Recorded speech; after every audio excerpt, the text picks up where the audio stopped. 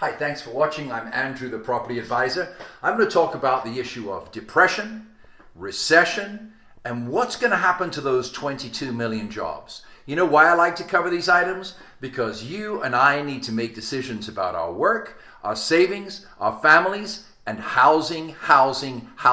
And I want you to make decisions based on the facts, not based on propaganda. And that means you and I have to take responsibility to look at the facts. So we're going to look at those together so that you can make the best decisions from everything from refinance to purchase to moving up to moving down. Should you sell? Should you buy? Let's look at that together based on the facts. And let's look at these scary words and see what they really mean. 5 times a week, I'm going to update you with the facts of what's happening, the facts of what's happening in America, the economy, and in housing, so that you can make decisions that you will enjoy and not regret. Please click the subscribe that you see right here on this video, and I'll say it again, it's subscribe.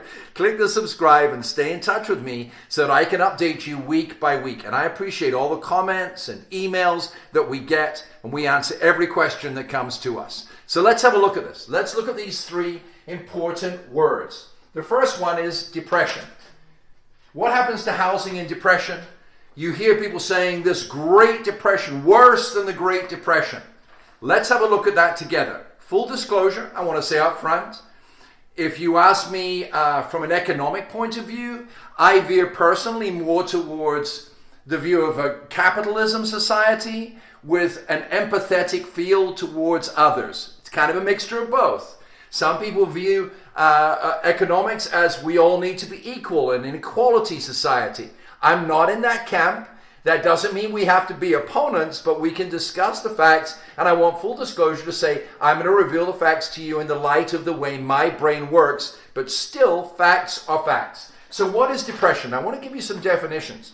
Depression is an extreme recession that lasts for 3 or more years, which leads to a decline in the real GDP. GDP is gross domestic product, what America and Americans produce. 3 or more years, a great decline over 3 or more years, at least 10% in decline of the GDP. Now that definition is brought to us in the context of a normally functioning economy, not when government deliberately shuts down the economy.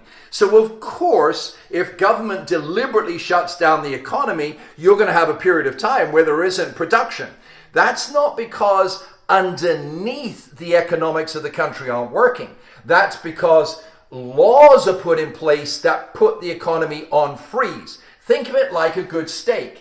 If you put a steak and pass a law that steak must go in the freezer, and then you write a whole bunch of news articles saying steak in America is frozen. Well, of course it is, because you stuck it in the freezer. It doesn't mean the meat can't be eaten. That's the same with our economy. We just stuck it in the freezer. You cannot compare the statistics with the time when the meat is out of the freezer. What's going to happen now is the question when we pull the meat out of the freezer, assuming that that's going to go forward over the next couple of months. So depression comes from business failure, which leads to unemployment. Depression comes from housing failure due to lack of demand or financial misdoing, corruption, which is what happened in 2006 and 7 and 8. Depression comes from an exhaustion of state resources leading to debt and inflation. That's when a government spends and spends and spends and spends out of apparent pity for everybody and basically kills industry. They have no more taxes, therefore they have no money to give, therefore they have to print money, therefore inflation comes in. Those are the 3 things that cause depression. We right now, according to the economist definitions, are not in a depression. You might hear people say worse than the Great Depression. Again, that's like sticking the economy in the freezer and comparing it to a time when the steak is outside the freezer. You cannot do that. Let's look at what the facts are. Second is recession. Let's look at the definition of recession. It's actually changed in recent years because the modern global economy is quite different to the way it has been before. The National Bureau of Economic Research, see, you can look at the facts. Go with me to nber.gov. The National Bureau of Economic Research officially declares recessions, and it used to be the recession was 2 consecutive quarters of decline in the GDP. That's actually now changing. The NBER now defines a recession as a significant decline in economic activity spread across the country lasting more than a few months. So significant decline lasting more than a few months. Again, we put the economy in the freezer for 2 months. A recession is a significant decline over a period of months. Are you going to see a reduction in the gross domestic product? Of course, because we put production in America in the freezer. So of course you're going to see a drop. The question is, what's going to happen when the government takes us out of the freezer and allows us to work again, allows realtors to show properties, allows builders to build properties, allows movie theaters and ball games and all the money involved in Las Vegas and entertainment centers and golf courses and all these things in the American way of life? What's going to happen when that's taken out of the freezer? But right now, according to the economists, not the politicians, we're not in a recession. Are we in a crisis? Yes. What's going to happen when we come out of the crisis? And I will put to you, that's going to come down to the grit of the American people. And I don't say that uncompassionately. I came as an immigrant myself with $1,000.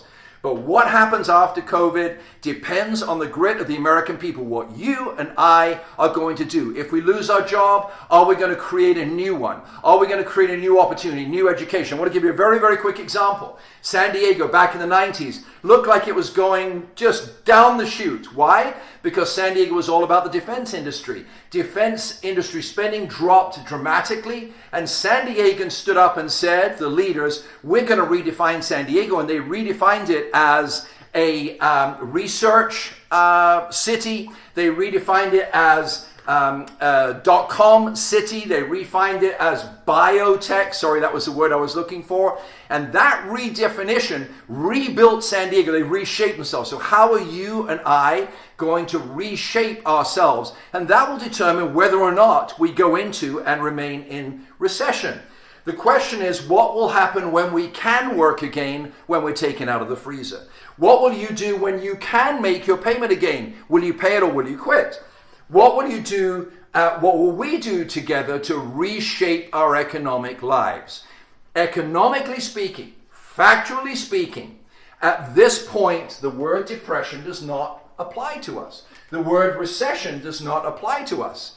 Now, let's have a look at the third item, which is jobs or no jobs. And I understand this is controversial because there's lots of people who want to keep your mind in a place where you're afraid, because fear needs leadership and leaders gain power when you or I are afraid. So I want to bring facts so you can decide what to do with your house, what to do with your family, what to do with those who are important in your life based on facts, not based on a power grab. So, jobs or no jobs. Again, I want you to use the facts. And this is going to be a little bit tricky, and if I was like this mega YouTuber, I'd have it all flashing on the screen, but I'm going to show you.